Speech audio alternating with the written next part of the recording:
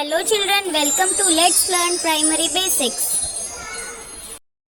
Dear students, आज इस video में हम मेधावी की तैयारी करते हुए ऐसे क्वेश्चंस को लेंगे जो आपके टेक्स्ट बुक पर आधारित होते हैं, आपकी पाठ्य पुस्तक जो आप पूरे साल पढ़ते हैं। तो ऐसे 20 क्वेश्चंस हैं जो मेधावी के पेपर में आते हैं।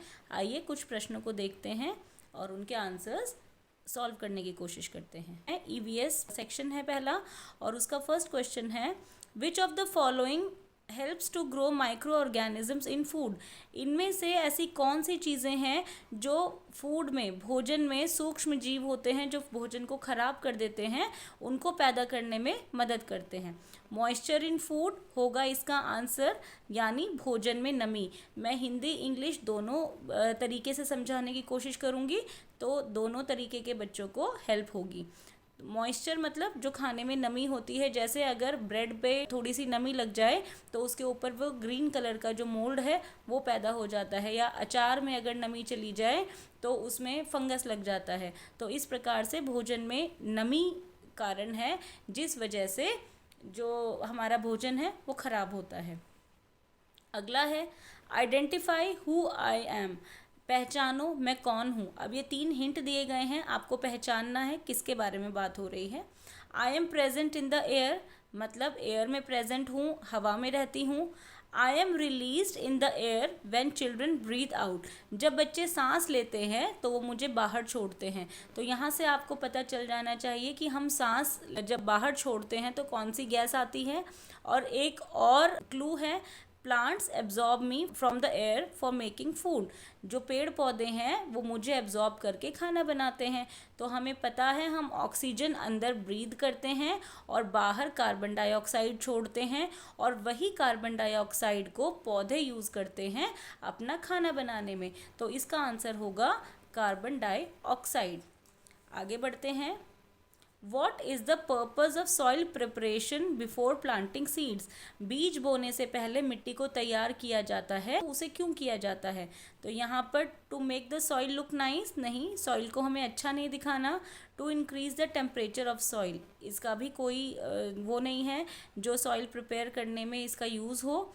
To make the soil loose and able to hold water, ये है इसीलिए हम सॉइल को प्रिपेयर करते हैं ताकि वो जो मिट्टी है वो ढीली हो जाए और वो पानी को होल्ड कर पाए और उसमें से सुंदर सुंदर पौधे या सुंदर सुंदर फसल निकल कर आए। तो यही होगा इसका आंसर। चौथा है, what diseases are caused by mosquito bites. मच्छरों के काटने से कौन सी बीमारी होती है? तो हम हर साल देखते हैं बारिश के दिनों में मच्छर बहुत हो जाते हैं। तो malaria, dengue, yellow fever, chikungunya, ये सभी बीमारियां होती हैं मच्छरों के काटने से। इसीलिए इसका आंसर होगा ऑल ऑफ द अबव। आगे यहाँ पे हमें बताया गया है, एन आयरन नेल सिंक्स, लोहे की जो सुई होती है, एक तरीके से कील होती है, वो पानी में डूब जाती है। वाइल अ कटोरी डज नॉट, जो कटोरी है वो फ्लोट करती है, तैरती है। अब हमसे पूछा गया है, why can not a person sink in the dead sea when lying down on it, कि जो आदमी है अगर वो डेड सी, एक प्रकार की मृत सागर जिसे हम बोलते हैं, ऐसा सागर होता है जिसमें अगर एक इंसान लेट जाए तो वो उसमें डूब नहीं सकता। और वो क्यों होता है? क्योंकि उस डेड सी में इतना ज़्यादा नमक होता है कि उस नमक के कारण जो वाटर है उसकी डेंसिटी बढ़ जाती है, पानी का घनत्व बढ़ जाता है और इसीलिए उसके ऊपर पानी तैरता है। तो इसका आंसर होगा, excessive salt content increase the density of water. अत्यधिक नमक पानी के घनत्व को बढ़ा देता है, इसीलिए मृत सागर या डेड सी में अगर कोई इंसान लेट जाए तो वो डूबता नहीं है, वो तैरता है। आगे एसएसटी है, इसके कुछ प्रश्न हैं, देख लेते हैं। How are the eastern and western hemispheres of the earth formed. जो हमारी अर्थ होती है वो 2 भागों में डिवाइड होती है, ईस्टर्न हेमिस्फीयर और वेस्टर्न हेमिस्फीयर। तो ये किस तरीके से बटे होते हैं? ये होता है प्राइम मेरिडियन से भी बटता है। प्राइम मेरिडियन की जो लॉन्गिट्यूड होता है वो 0 डिग्री लॉन्गिट्यूड, और जो IDL इंटरनेशनल डेट लाइन होती है वो होता है 180 डिग्री, 180 डिग्री। तो ये दोनों जो रेखाएं हैं ये पूर्वी गोलार्ध और पश्चिमी गोलार्ध यानी ईस्टर्न हेमिस्फीयर और वेस्टर्न हेमिस्फीयर में बांटता है। और आपने पढ़ा होगा बुक में, यहाँ पे ये भी मैं बता दूँ, प्राइम मेरिडियन जो है वो इंग्लैंड के ग्रीनविच शहर से होकर गुजरती है। ठीक है, ये आपको पता होना चाहिए, ये भी आपसे क्वेश्चन में पूछ सकते हैं। तो ये दोनों ही अर्थ को दो भागों में डिवाइड करते हैं, ईस्ट और वेस्टर्न हेमिस्फीयर में। तो इसीलिए by both of the above आएगा, उपरोक्त दोनों से। और इंडियन स्टैंडर्ड टाइम का इससे कोई लेना देना नहीं है, तो ये आंसर नहीं होगा। आगे है the world's largest coral reef, सबसे बड़ी मूंगे की चट्टान जिसे हम ग्रेट बैरियर रीफ कहते हैं, वो कहाँ पर स्थित है, कहाँ पर लोकेटेड है? वो है ऑस्ट्रेलिया में है।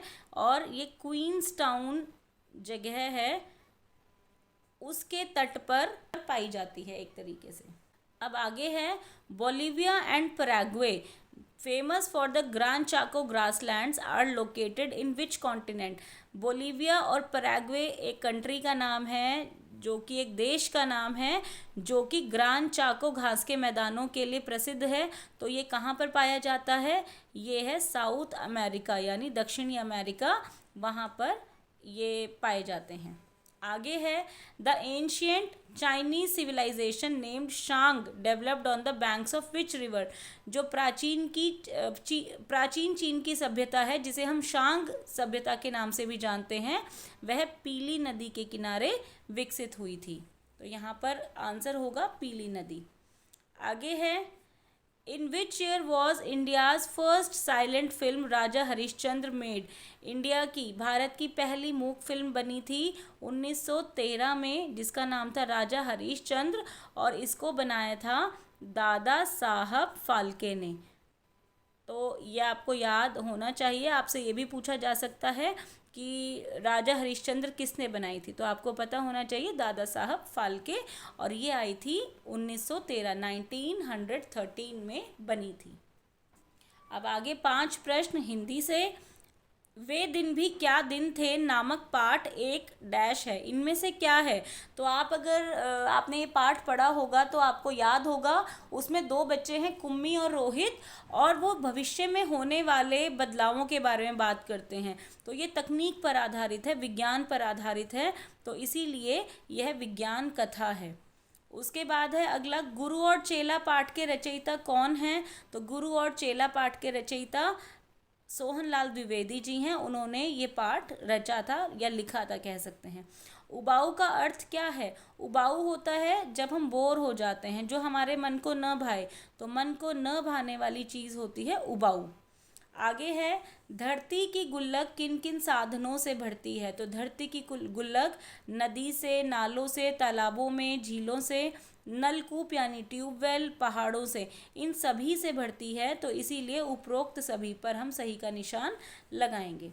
आगे है बाघ शब्द का स्त्रीलिंग क्या है? बाघ शब्द का स्त्रीलिंग है बाघिन, और ये बहुत सारे आपको कंफ्यूज करेंगे, तो आपको पता होना चाहिए बाघिन की सही जो वर्तनी है, सही स्पेलिंग है वो ये है, इसीलिए बाघ का स्त्रीलिंग बाघिन होगा। अब आगे 5 प्रश्न इंग्लिश से। Complete the following sentence. ये in a relay race if no one passes the baton then.